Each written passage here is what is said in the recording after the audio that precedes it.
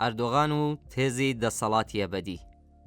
لە ئێستادا ئەردۆغان بە هەمان تێزی دیکتاتۆر و دەسەڵاتە تاگراوەکانی مێژوو هەموو ئەوانەی بەرامبەر سیستەمی سیاسی و دەسەڵاتەکەی ناڕەزایەتی دەردەبڕن بە تیرۆریستی شەقام ناویان دەبات بۆ ئەوەی لە تیرۆریستی شاخ کە مەبەست لەی پەکەکەیە جیایان بکاتەوە. واتە تیرۆریست هەر کەسێکە کە فۆرمی کار و بیرکردنەوەی سیاسی نەچێتەوە خزمەت بەرژەوەندیەکانی شەخصی ئەردۆغان و مسۆگەرکردنی درێژکردنەوەی تەمەنی سیاسی دەسەڵاتە بێسنوور و هەمیشە یەکەی ئەو. ئەردۆغان لە دیارترین ئەو سیاسیانەی دنیاە بە زۆرترین شێوە چەمکەکانی تیرۆر و تیرۆریست بۆ نایارەکانی بەکاردەهێنێت. هەرچەندە لەوانەیە ڕێکخراوێکی تیرۆریستی لەم جیهانەدا نەدۆزیتەوە. ئەگەر بە وشەیەکیش دژ بە کورد بوو بێ شانسی هاوکاری و پشتیوانی ئەردۆغانی بەدەست نەهێنابێت. لە ساڵی 2016 زاینیەوە سەلاحەدین دەمیرتاش هاوسەرۆکی پارتی دیموکراتی گەلان هەدەپا بە ناڕەوا و میزاجی شەخسی ئەردۆغان زیندانی کراوە.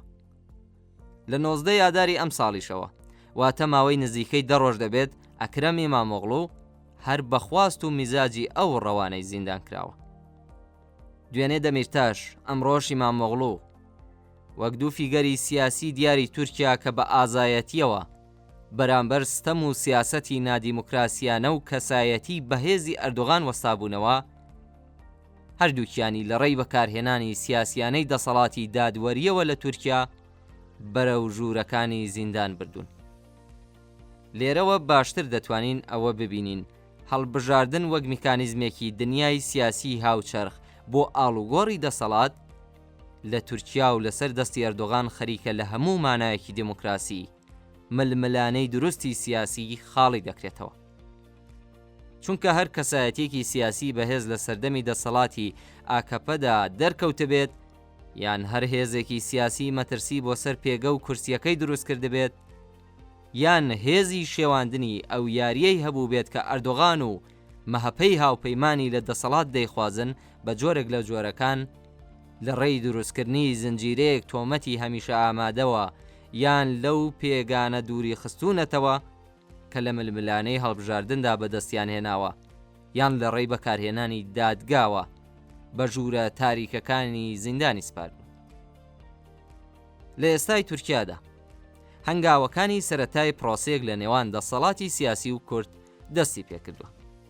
لەم پرۆسەیەدا ئەوەی دەبیندرێت تورکیا تەنیا داواکاری هەیە، داواکاری داماڵینی پەکەکە لە چەک، هەروەها هێزەکانی سووریای دموکراتیکیش لە ڕۆژاوا. خۆ هەڵوەشانەوەی پەکەکە تا کار گەیشتۆتە بەوەی کە ڕاسیستێکی وەک باخچەلی شوێن و کاتی کۆنگرە بۆ پەکەکە پێشنیار بکات. ڕۆژی 20 ئاداری ئەم ساڵ سەرۆکی مەهەپە لە پەیامێکیدا بۆ پەکەکە گوتی پێویستە پەکەکە ڕۆژی یەکشەمە 4 ئایاری ئەم ساڵ لە شارۆچکەی مەلازگر لە پارێزگای موش کۆنگرە ببەستێ و خۆی هەڵبوەشێنێتەوە. پەکەکە و دەمپارتی دەبێت لە هەر هەنگاوێکیان لەم پرۆسەیەدا سەدان جارگومان لە تۆقەکەی باخچەلی و ئەو ڕستە ڕەنگا و ڕەنگەش بکەن کە ئەردۆغان لە دوای پەیامەکەی ئۆجەلانەوە دەیخاتە بازاڕی سیاسیەوە. پێنج پەنجەکانی ئەو دەستەی باخچەلی بۆ تۆقەکردن خستیانێ و دەستی پارلەمانتارانی دەمپارتی ئەگەر پەنجە بچووکەکەی گزارش لە دانپێدانانی گوماناوی بەبوونی کورد کات ئەوە 4 پەنجەکەی دیکەی لەسەری ئەو ئەژدیها ژەهراویە دەچێت کە بە سڕینەوەی ناوی کورد و کوردستان ئاسوودە دەبێت. هەرچی ئەردۆغان خەریکی درێژەدان بە یاریە ناشرین و تایبەتەکەی خۆیەتی یاریەک دەچێتەوە خزمەتی ئەو تێزەی دەسەڵاتی تامردنی لەسەر سینیەکی ئاڵتوونی پێشکەش دەکاتەوە. ئامانجی سەرەکی ئەردۆغان پێدەچێت لەوە زیاتر نەبێت کڕکەوتن لەسەر کورسی دەسەڵات لە ڕێی پاکردنەوەی گۆڕەپانەکە لە هەموو ئەو فیگەرە کاریزمی و جەماوەریانەی کە وەک دڕکوداڵی بەرپەی هەنگاوەکانی بەرە و چەسپاندنی تێزی دەسەڵاتی ئەبەدی دەیبینێت. ڕاستیەک هەیە بۆ هەمومان جێگەی پرسیار و لەسەر وەستانە. داواکاری چەکدانانی پەکەکە لە بەرامبەر چی؟ خۆ هەڵوەشانەوە لە بەرامبەر چی؟ پێشنیارکردنی شارێک لە باوەشی دەسەڵاتی ئەمنی و میتی تورکیادا بۆ کۆنگرەی پەکەکە لە بەرامبەر چی؟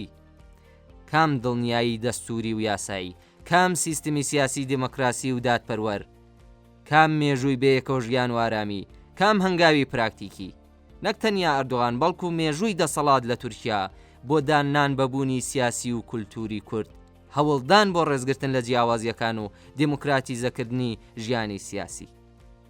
ئەوانە هەر هەمویان تا ئێستا پرسیاری سیاسی و ڕەوای نێو ئەو یاریە سیاسیان کە دەسەڵاتی ئاکەپا مەهەپا ئەردۆغان و باخچەلی ئاراستەی دەکەن. مێژووی دەوڵەتی تورکیا مێژووی خنکاندنی ئازادی و دموکراسیە، مێژووی کودەتا و خوێن و قەدەغەیە. لە نێو مێژوویەکی وەهادا بەبێ ئەوەی ژێرخانی فکری و کۆمەڵایەتی فەلسەفەی پیرۆزی دەوڵەت و نەتەوە هیچ گۆڕانکارێکی گرنگی بەسەردا هات بێت، هەر قسێک لە پرۆسەی ئاشتەوایی دەچێتە ئاستی بێماناییەوە، بەڵکو دەبێت وەک هەوڵدانێکی دەسەڵات بۆ لەتکردن و دابەشکردنی هێزی نەیارەکانی ببینرێت، بە جۆرێک تا لە خواردنی داشێکی سیاسی دەبێتەوە داشە سیاسیەکەی دی لە دۆخی بێدەنگیەکی پاسیڤدا بهێڵێتەوە. بە باوەڕی ئێمە ئەردۆغان لە ئێستادا لە ڕێی ئەم یاریە سیاسیەوە بە بەکارهێنانی کۆی میکانیزمەکانی بەردەست و دامەزراوەکانی دەوڵەت کار بۆ ئەم تێزی خاڵیکردنەوەی ئۆپۆزیسیۆن لە هێز و فێگەرە کاریزمیەکانی وەک مسۆگەرکردنی دەسەڵاتی هەمیشەی خۆی دەکات. لە مێژووی سیاسی تورکیادا لە دوای مستەفا کەماڵ ئاتاتۆرکەوە ئەردۆغان بەهێزترین کەسایەتی سیاسی و جەماوەریە. هیچ فیگەرێکی سیاسی نە لە نێو دەسەڵات و ئاکپارتی خۆیدا نە لە نێو ئۆپۆزیسیۆندا توانای سەرکەوتن لە ململانێ و تێپەڕاندنی هێزی کاریزمایی ئەردۆغانی پێشان نەداوە. بۆیە لە هەر شوێنێک و هەر بڕگەیەکی سیاسی و مێژوویدا ئەردۆغان هەستی بە مەترسی بچووکردنەوە یان لە دەستانی ئەو پێگەی کردبێت هەوڵی داوە ئەو کەسایەتیە یان فیگەرە گرنگانەی نێو ئەو هێزە سیاسیە لە ڕێی بەکارهێنانی دادگا و دروستکردنی تۆمەتەوە بێدەنگ کات و لە چالاکیان بخات. دەمیرتاش و ئیمامۆغڵۆ دوو نمونەی زەق و دوو قوربانی ئەو تێزی هەز بە مەترسیکردنەی ئەردۆغانن لەسەر پێگەی سیاسی و جەماوەریەکەی. ئەردۆغان نزیکەی 10 ساڵ دەبێت سیاسیەکی کاریزمی و جەماوەری وەک دەمیرتاشی لە ڕێی دروستکردنی تۆمەتی ناڕەوا و شەخصیەوە لە زینداندا تند کردووە. نزیکەی 10 ڕۆژێش دەبێت ئیمامۆغڵۆ سەرۆکی گەورە شارەوانی ئیستانبول، گەورەترین شارەوانی تورکیا و بەهێزترین کەسایەتی سیاسی و جەماوەرینیە و پارتی گەلی کۆماری جەهەپەی بە هەمان تۆمەتی ناڕەوا و خواستی ئەردۆغان زیندانی کراوە کە بە ئەگەرێکی زۆرەوە پێدەچێت ئیمامۆغڵۆش بکاتە هاودەمێکی درێژخایەنی زیندان. ئەوە لە کاتێکدا ئەگەر جەهەپە توانایی گەورەترکردنی خۆپێشاندانەکانی شەقام و وەرگرتنەوەی ئەو مافە دیموکراسیانەی نەبێت کە لە ڕێی بە سیاسیکردنی دادگاوە لێی زەوت کراوە.